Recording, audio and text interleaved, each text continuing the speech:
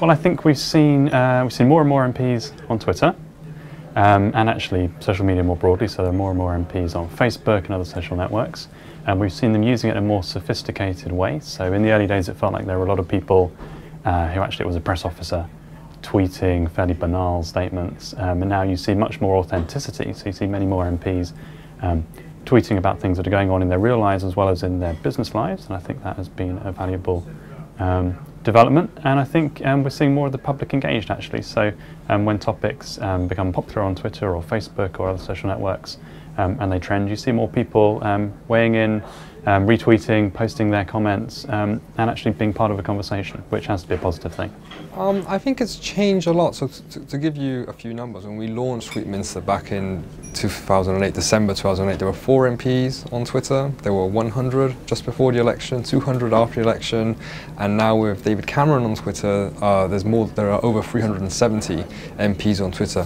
And it's not just politicians. I think it's grown a lot in terms of how journalists and media use it. So a couple of years ago, all news organizations would just have an account linked to an RSS feed. Now you've got much more sophisticated uses. All the correspondents, the political bloggers, the reporters, they're all using the platform, and members of the public too. Twitter itself has gone from 1 to 10 million users over the past couple of years. So I think it plays a central role within politics in different ways. But I don't think it's right to say that it's exclusively a young person's activity. I've got friends and relatives many generations older than me who are on these kind of platforms, and they're using them for whatever their particular reason, to connect with their grandkids or follow a sports team or something.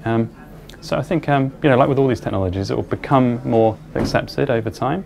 There'll always be some people who don't want to use it, but there's some people who chuck the campaign leaflets in the bin as well. So I think it's very hard. So I think the main driver is compelling and interesting content. I think if someone had to say do one thing on social media, it's to generate interesting content, insightful bits of information. That's the most important thing. I think the point on engagement is a bit tricky because you can't define engagement as replying to everyone, because when you're, for example, a senior politician, you're not just very busy, but you'll be followed by tens of thousands, sometimes hundreds of thousands of people.